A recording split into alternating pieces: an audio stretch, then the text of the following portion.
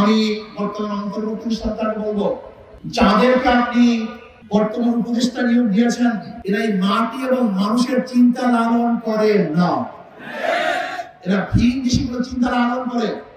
স্পষ্ট কথা বলতে চাই, যদি বিতর্কিত উপদেষ্টাদেরকে আপনি এখনো প্রত্যাহার না করেন, তাহলে হয়তো আপনার বিরুদ্ধে আন্দোলন শুরু করতে হবে, আপনার বিরুদ্ধে লড়াই করতে হবে।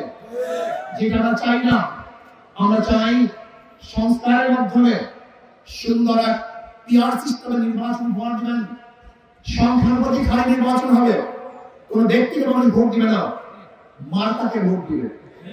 তাহলে কি থাকবে? দুর্নীতি থাকবে না, বাণিজ্য থাকবে না, নমিনেশন বাণিজ্য থাকবে না, পেশি শক্তি ব্যবহার করতে পারবে না, অবৈধ কালো টাকার সরাসরি থাকবে না। প্রত্যেকটা ভোট কাজে লাগবে, যেখানে জাতীয় সরকার দিতে হবে, প্রত্যেকটা আদর্শের মানুষ সংসদে থাকবে, প্রত্যেকের কথা তুলে ধরতে পারবে। বিহার সিস্টেমে নির্বাচন হলে ফেসিস্ট আর তৈরি হবে না, জালেম তৈরি হবে না, খুনি তৈরি হবে না, লক্ষ লক্ষ কোটি টাকা বিদেশে পাচারকারী কোন দল আর বাংলাদেশে থাকবে না।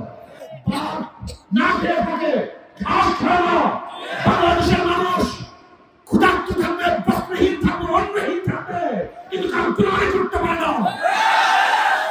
বাংলাদেশের মানুষ কোনদিন গোলামি করে নাই, করবে না। বারবার দেশের পরিবর্তন দেখেছি, দলের পরিবর্তন দেখেছি, নেতার পরিবর্তন দেখেছি, কিন্তু শান্তির পরিবর্তন নাই।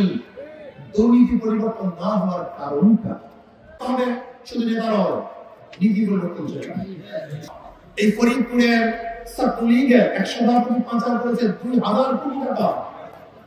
শুধু কি তাই, আমাদের সেই ফ্যাসিস্ট নেত্রীর পিয়ন ৪০০ কোটি টাকার মালিক, বেশি ৪০০, আমি বলি নাই, তিনি নিজে বলেছেন আমার পিয়ন ৪০০ কোটি টাকার মালিক, আমার পিয়ন হেলিকপ্টারে ঘুরে। আর বিরাটের গোষ্ঠী তোমরা রাস্তায় ঘুষে ঢুকে মারো, শেখ হাসিনার পিয়ন থাকে হেলিকপ্টারে, আর তুমি থাকবে রাস্তার নর্দমার মধ্যে। তারা ভালো খাবে আর তুমি না খেয়ে থাকবা। কেউ থাকবে ১০ তলায় আর কেউ থাকবে ২০ তলায়। এর জন্য বাংলাদেশের মানুষ রক্ত দেয়নি, জীবন দেয়নি। আমরা সমতা চাই, শ্রমিকদের অধিকার চাই, কৃষকদের অধিকার চাই, জেলেদের অধিকার চাই, মজদুরদের অধিকার চাই, পুরুষের অধিকার চাই, মা বোনদের অধিকার চাই, মুসলমানদের অধিকার চাই, হিন্দুদের অধিকার চাই, ইসলামদের অধিকার চাই। বাংলাদেশের যত ধর্মের, যত বর্ণের, যত পেশার মানুষ আছে, সমস্ত মানুষের অধিকার প্রতিষ্ঠিত করতে চাই। এই বর্তমান অর্থনীতির জীবনমান চললে, কিয়ামত পর্যন্ত চললেও কোন গরিব ধনী হবে না। ইসলামী অর্থনীতি অ্যাপ্লাই করা হয়, আমি পছন্দ করে বলতে পারি, আগামী ৫-১০ বছর পরে বাংলাদেশে একজন গরিব থাকলে সমস্ত গরিবরা দরিদ্র সীমার উপর চলে যাবে। ইসলামের গোটা অর্থনীতি গরিবদের জন্য। আপনারা বুঝেন না কেন গরিবরা?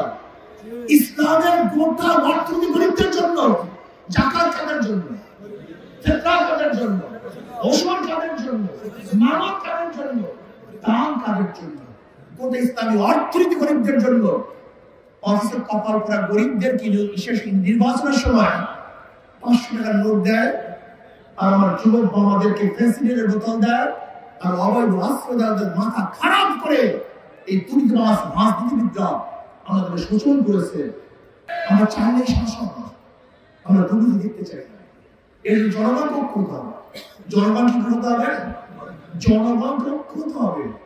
আজকে থেকে ইয়াদ করেন, যে দলের মধ্যে ধর্ষক আছে, লুটেরা আছে, চাঁদাবাজ আছে, খুনি আছে, ডাকাত আছে, ওদের দল করব না, ওদেরকে ভোট দেব না, সন্ত্রাসীকে সাপোর্ট করব না। ভোট দিবে, ধরে নেন যে হাত মার্কা কোটা ভোটের ৩০% ভোট পায়, তাহলে তাদের ৯০ জন সংসদ সদস্য সংসদে যাবে।